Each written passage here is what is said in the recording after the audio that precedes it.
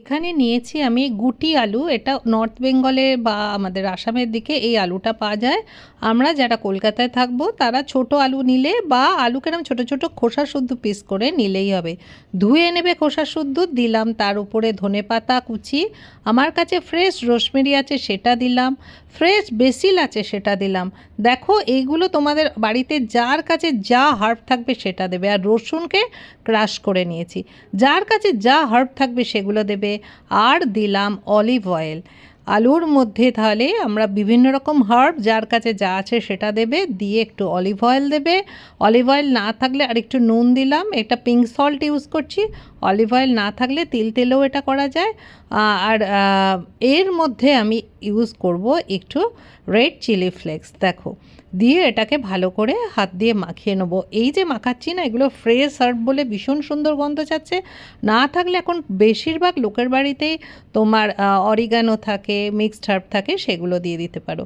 দিয়ে এবার একটা ওটিজি ট্রেতে আমি এরকম কাগজ পেতে নিয়েছি। অবশ্যই কাগজটা পেতে নেবে, হ্যাঁ, বেকিং সিড যেটা আমরা দিই সেটা পেতে নিয়ে এটাকে আমি চাড়িয়ে নিলাম।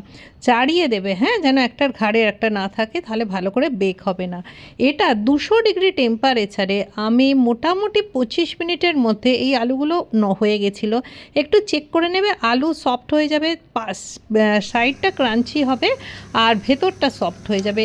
এই যে যখন হচ্ছে না, দারুণ গন্ধ ছাড়ে। মাইক্রোওভেনে হলেও 200 ডিগ্রিতে কনভেকশনে গিয়ে করবে। এবার দেখো, অলিভ অয়েল নিলাম আর একটা ডিশ বানাচ্ছি। অলিভ অয়েল নিলাম, অলিভ অয়েলের মধ্যে দিচ্ছি ক্রাশ করে রাখা রসুন। অলিভ অয়েল না অনেকক্ষণ ধরে জ্বালালে চলবে না, অনেক টেম্পারেচারে অনেকক্ষণ ধরে জ্বালালে চলবে না। একটু ফ্রেশ রোজমেরি দিলাম, না থাকলে বাড়িতে যা হার্ব আছে সেইটা তোমরা দাও। রোজমেরি আমি এখানে ইউজ করলাম, অরিগানো থাকলে সেটা দাও। আমার কাছে যে বেসেলটা ছিল সেই বেসেলের কুচি আমি একটুখানি দিলাম। দিয়ে এইখানে দেখো গ্যাসটা বন্ধ করে নিচ্ছি, পাতা যেন আমার পাতাগুলো জ্বলে না যায়, মেইন বক্তব্য। আর এখানে দিচ্ছি chilli flakes, red chilli flakes দিচ্ছি, দিয়ে এটাকে ভালো করে আমি মিশিয়ে নেবো। নিয়ে আমি অলরেডি হাং কার্ড অর্থাৎ টক দইকে জল ঝরিয়ে রেখে দিয়েছি। এই জিনিসটা আমার টক দইয়ের সাথে, এই দেখো জল ঝরিয়ে রাখা টক দই, এর সাথে আমি এটাকে মিশিয়ে দিলাম। এটা একটা অয়েল বানিয়ে, ওই বললাম না একটুখানি জাস্ট রসুনটা তেলের মধ্যে মিশে গেলেই গ্যাসটা যেন অফ করা হয়। অনেকক্ষণ ধরে এটা ফোটাবার দরকার নেই, পাতাও পুড়ে যাবে আর অলিভ অয়েলের গুণ চলে যায়। তো এটাকে ভালো করে আমি মিশিয়ে নিলাম। নিয়ে এর মধ্যে এবার আমি অল্প একটুখানি বিট লবণ দিচ্ছি। তোমাদের কাছে যা নুন থাকবে সেই লবণটা তোমরা ইউজ করতে পারো। ভালো করে এটাকে মিক্সিং করে নাও। এটাকে একটুখানি পিঞ্চ অফ জাস্ট টক দই আছে, এটা ঘরে পাতা টক দই বা যে কোনো টক দই ইউজ করতে পারো। এরপরে আর একটা আমার অয়েল বানাতে হবে। সেই অয়েলটা কি দেখো, অল্প একটু অলিভ অয়েল নিলাম।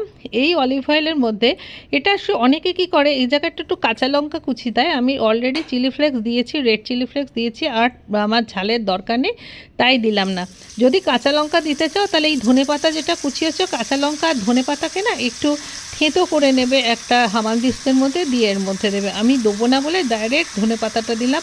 কিন্তু এক্ষেত্রেও বলবো যেন জ্বলে না যায়, ধনে পাতা দিলাম পুড়ে গেল, আমার গ্যাস কিন্তু কমানো আছে। একটু নাড়িয়ে নিয়ে এর উপরে আমি আর একটা গ্রিন দেবো, সেটা হচ্ছে একটা লেবুকে, একটা গন্ধরাজ লেবুকে আমি খোসাটা ক্রাশ করে এর মধ্যে দিচ্ছি। গ্যাস কিন্তু দেখো আমার বন্ধ হয়ে গেছে, শুধুমাত্র একটু তাতাবার জন্যে গ্যাসটার দরকার। এইটা একটা আমার অয়েল তৈরি হলো। এবার এই অয়েলটাকে সাইড করে রাখবো। আর একটা অয়েল বানাবো। দেখো একটুখানি মাখন নিলাম, মাখনের মধ্যে আমি দিচ্ছি আবার একটু অলিভ অয়েল। এই অলিভ অয়েল এইটা আমরা একদম একটু বেশি পরিমাণ লাগবে। এর সাথে আমার যাবে রসুনের যে কুচিটা, জাস্ট রসুন কুচিটা, যেটা আমি কিছুটার হাতের বড় বড় রসুন নিয়ে না, ওই যেগুলো কাদ্দুকাস করা হয় তাতে করে নিয়েছি। তো এই দেখো রসুনটা দিয়ে রসুনের কাঁচা স্মেলটা চলে যাওয়া অবধি এটা আমরা শুধুমাত্র ভাজবো। এবার এর সাথে অ্যাড করব প্যাপরিকা। প্যাপরিকা না থাকলে রেড চিলি, যেটা আমাদের কাশ্মীরি লঙ্কা গুঁড়ো আছে, সেটা তোমরা ইউজ করতে পারো। আমার কাছে প্যাপরিকা ছিল, আমি ইউজ করলাম। অ্যাকচুয়ালি ঝাল হবে না, একটু কালার হবে, সেই জন্য এটা কাশ্মীরি লঙ্কা আর একটু জিরে গুঁড়ো, আমাদের ইন্ডিয়ান স্পাইস জিরে গুঁড়ো একটু এর মধ্যে দিলাম। দিয়ে দেখো গ্যাস আবার বন্ধ হয়ে গেল। কোনো জিনিসটাই বেশি মানে গনগনে আছে করা হলো না। এবার অ্যাসেম্বল করা, ওই টক দই দিয়ে যেটা আমি বানিয়ে রেখেছিলাম তেলটা, সেই টক দইটাকে একটা বেকিংয়ের পাত্র, যেখানে বেক করা হয়, যেটা মাইক্রোওভেন বা ওটিজিতে যায়, সেই রকম পাত্র নেবে। হ্যাঁ, তো একটা আমি ভালো করে এটাকে স্প্রেড করে দিলাম, দিয়ে এর মধ্যে আমি 3টে কাঁচা ডিম জাস্ট ঢেলে দিয়েছি। দিয়ে আমার কাছে চেরি টমেটো ছিল, আমি দিলাম, না থাকলে নর্মাল টমেটো ছোট ছোট পিস করে এর মধ্যে দাও, আর একটু লবণ দিলাম। দিয়ে এখানে আমি যে এবার তেলগুলো বানিয়েছি, এবার সেগুলো এর উপরে একের পর এক দেবো। তার আগে একটুখানি চিজ দিয়ে দিচ্ছি, আমার কাছে মজরেলা চিজ ছিল। এই তোমাদের কাছে যদি নর্মাল যে চিজগুলো আমরা ইউজ করি ছোট কিউবগুলো, সেই চিজ কিউবও তোমরা ক্রাশ করে দিতে পারো। আমার কাছে মজরেলা ছিল বলে আমি মজরেলা চিজ দিলাম, প্রসেস চিজও এখানে যায়। এবার এখানে আমি দিচ্ছি, দেখো, হ্যালাপিনো। হ্যালাপিনো হচ্ছে জাস্ট বড় লঙ্কাগুলোকে, আমার এগুলো তৈরি করা রাখা আছে, বড় লঙ্কাগুলোকে ভিনেগারের জলে আমি একটু ফুটিয়ে রেখে দিই। পিৎজা টিজা করলে বা আমাদের যখন স্যান্ডউইচ করা হয় তখন এটা খেতে বেশ ভালো লাগে। যাদের নেই তারা নর্মালি একটু ঝাল কমওয়ালা যে বড় লঙ্কা পাওয়া যায় সেইটা দিয়ে এটা বানাতে পারো। আর এখানে দেখো যে অয়েলগুলো বানিয়েছিলাম, যেটা লাস্টে বানালাম, সেটা দিলাম, একটা সুন্দর কালার আসে এবং খেতে ভালো হয়। আর এখানে ধনেপাতার যেটা আর একটা আমি অয়েল বানিয়ে রেখেছিলাম, সেটাও এর উপরে ছড়িয়ে দিলাম। এটা তোমাদের উপরে, কে কী দেবে সেটা তোমার উপরে। এবার মেন হচ্ছে মাইক্রোওভেনে এটা 3 মিনিট দেবে, যেটা তোমাদের 900-তে হয়, একদম হাই পাওয়ারে 3 মিনিট দেবে। আর বেক করলে এটা 10 মিনিট দেবে। শুধু ডিমটা সেদ্ধ মানে হয়ে যাবে সেই অবধি, আর ওপরে একটু চিজ দিলাম।